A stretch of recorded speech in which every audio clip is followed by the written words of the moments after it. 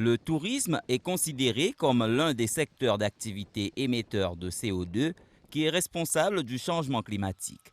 Selon le Global Carbon Project, les émissions de CO2 d'origine fossile ont baissé de façon record de 7% en 2020, en raison des confinements liés à la pandémie de Covid-19.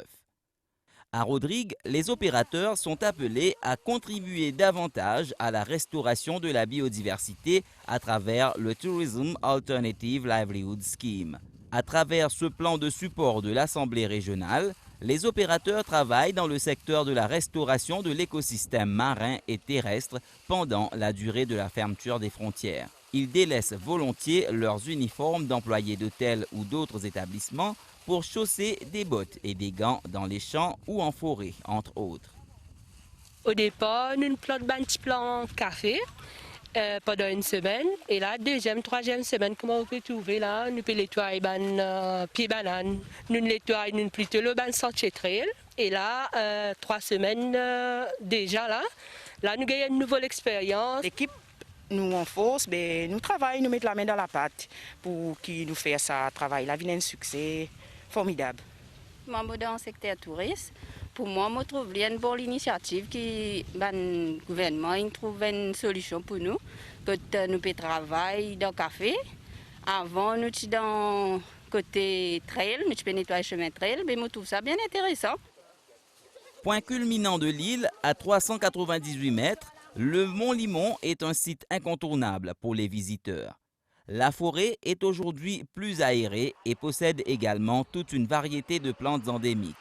Le résultat des travaux des opérateurs touristiques au cours des derniers mois. Les réserves naturelles gérées par la Mauritian Wildlife Foundation ont également profité de cette nouvelle main-d'œuvre.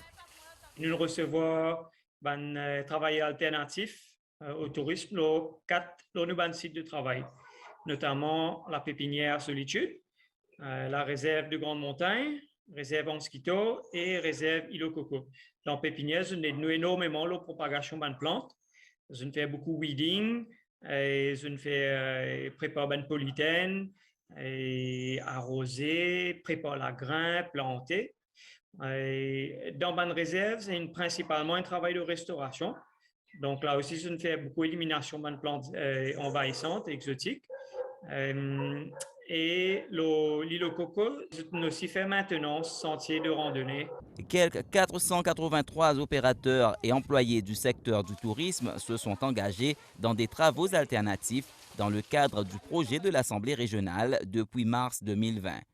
En avril 2021, 156 entrepreneurs qui dépendent également du tourisme ont rejoint le programme. L'absence des touristes a non seulement diminué la quantité de dioxyde de carbone dans la nature à Rodrigue, mais également contribué indirectement à améliorer la qualité de l'air à travers la plantation de plus d'arbres.